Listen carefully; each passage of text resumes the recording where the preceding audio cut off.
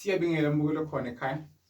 Ubingelela ko Mthandazi Dlamini, P30 Mpumalanga. Ngithi bakwela bakhona emakhaya nganikhohlwa futhi ngisenani and ngisanithanda mhlaba wonke jikelele. Ngithi mbukelo khona ekhaya. UNkulunkulu uyakwazi ukufunako namalozi akwazi ukufisile ngaphakathi enhlizweni zethu. Nawe uyakwazi ukufuna umbukelo khona ekhaya. Ngithi kinonke nina engifuna ukunikhulela njengamanje. Ngicela ukuthi uvala amehlo nginami bese uyakhola bese uyathemba. Kwekuqala noma ngibale konke. Ngakholwa umuntu ofuna umsebenzi, umuntu ohlukumezeka emsebenzini, umuntu ohlukumezeka empilweni yakhe nje, umuntu ofuna ukugana, umuntu ofuna ukuganwa, umuntu ofuna ukulotsholwa, umuntu ofuna ukushada or ofuna ukushadwa, khwela umuntu ofuna ukuba nemuzi, kuba nezimoto, khwela umuntu ofuna ukuba nebhizinisi or unebhizinisi elihamba kancane ngifana liphakame libe likhulu. Ngithi mina ngegama kaJesu nabasekho emhlabeni ngalamandla enginawo uzokwenzeka. Mina angiyeni uNkulunkulu kodwa ngishithunisa uNkulunkulu. Mbukelo khona ekhaya. Ngithi kinonke ngiyanithanda futhi ngiyabona nihlonipha nganiva lapha eJozi niyakhala ukuthi Doda Mthandazi woza nakithi, woza lakithi. Nkosami ngikhona.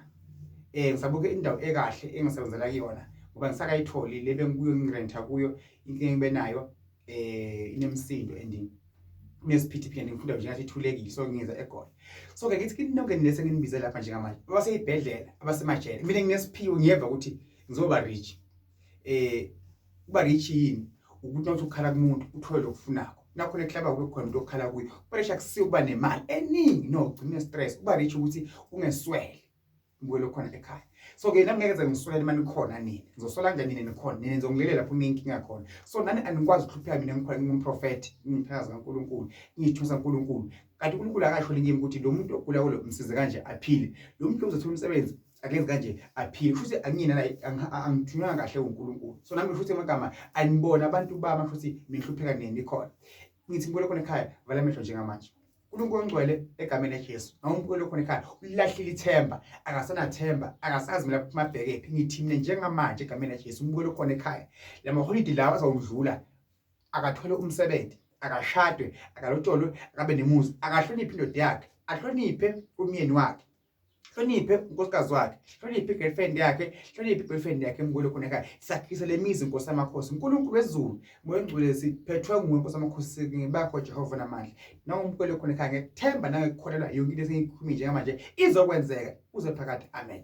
Mbukelo khona ekhaya wena unesithunywa, wena unedlozi, wena abantu abadala landelela ini umsebenzi kubantu abadala.